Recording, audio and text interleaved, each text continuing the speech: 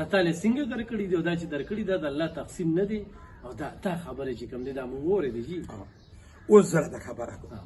چې دوی وایي چې دا د الله تقسیم نه دی نو نبي پاک صلی الله علیه و آله وبارک وسلم اخري پیغمبر مني او نه مني چې مني نو دنه دا تاسو کې چې په مدینه منوره کې د نبی پاک صلی الله علیه و آله وبارک وسلم په ټایم کې چې کله مهاجرینو مدینه منورې ته هجرت وکړو او مهاجرینو انصار د روزګار سہولت ورکو یا ولا میسه ورکړه ټیک شو او هغه دغه او بیا مهاجرین لګي شو هغه دومره وړاندې شو چې کوم انصارو د مدینه منوره هغه پځه باندې دوی مشری دغه په صحیح طریقې باندې یعنی په حلاله طریقې باندې نو نبی پاک صلی الله علیه وسلم خو دا ونه چې باز د مدینه منوره ټول خلک راغون شي او دا دولت یا دا جیداد دلته راوړي او پارچړي کې بچري څنګه چې بوټو به غیرت کړی چې یاره پارچا کې بس برابر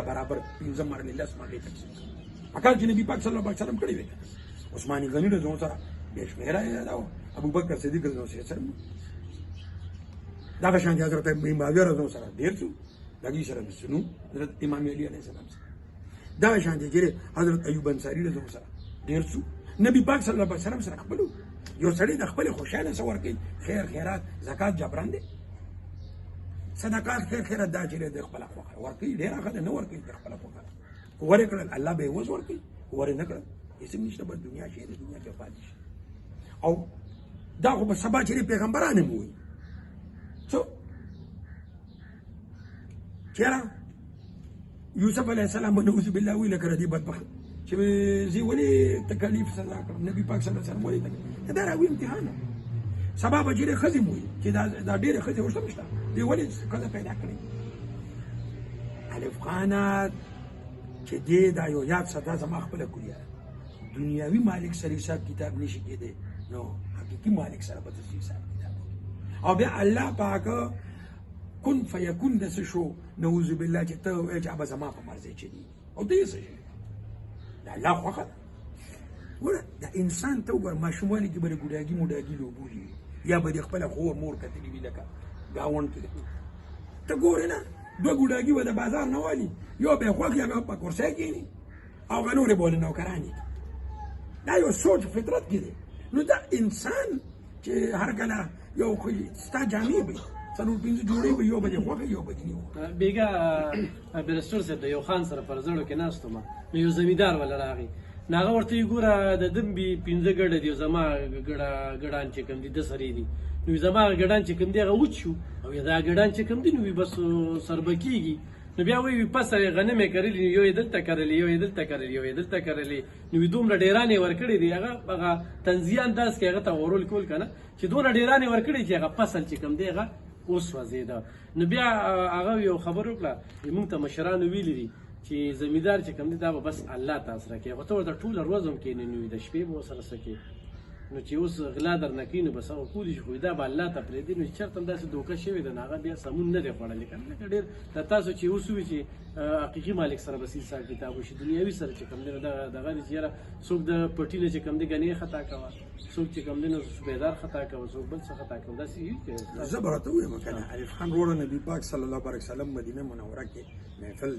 څه جوړ کړی و داسې ګل دایره کې دی خو هغه سره ماشومانو لوبې کولې یو ماشوم نه غونډس کې راځي د محفل منځ ته هغه چې دی څوک د عزت د وجې نه احترام د وجې نه چې نبي پاک صلی الله علیه وسلم ناست دی نه ورځي ماشومانو کې دومره نه وه یو ماشوم راځي په منډه باندې هغه غونډس کې راخلي او منډه وي نبي پاک صلی الله علیه وسلم وفرمایل دا حرامي ده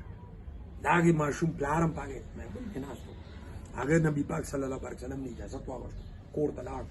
پخوا کو تا خیال د کوڅې سره به اکثر د لوړ یعنې کوتک په هر سړي کو د شپې به دغه ته اړم کو دروازې ته او دا داسې به چېرته څه سپی پیشو راغی نو هغه به اکثر شړو د کوتک راغشتی دی لوړې راغشتی دی او ښځې باندې شروع کړی ښځې چې په والو ستړی شوی دی په والو ورکولو ستړی شوی دی یو د انګړ یو ګوټ ته پرېږدي بل ګوټ ښځه ورته وایي چې یه پلان کې څه چل دی ته ما باندې دومره ګډ الزام لګوې چې دا بچی دی حرامي دی هغه ورته وایي چې نه نبي پاک صلی الله علیه وسلم فرمایي حرامي خو دې خو ته راته ووایه چې کار دې څه کوي دا ښځه مکه په خپلې خبره ولاړه بیا ښځې ته رایاد شوي دي هغه ورته وایي چې یوه ورځ ستا ده راتلو ټایم دا سړی صحابي چې کوم نو د بچری د لرګو کار یعنی ځنګل نه به لرګي دا کوله وي ستا د راتلو ټایم چې ما وکتل کور کې خشاک نو چې ډوډۍ به تا ته په ټایم ملو نه شو ته به غوسه کېدې ستا د غوسې د یارې ما چې ګاونډیانو ته وینا وکړه چې یاره تاسو دغه خشاک ته کوي خو چا आवाज را نه کړو پخوا کو ته خیال کړو د کورون د حیا ډېره وه چې دغه دیوالونه به لاندې وي پوه شوې اوس خو په حالاتو کې څوک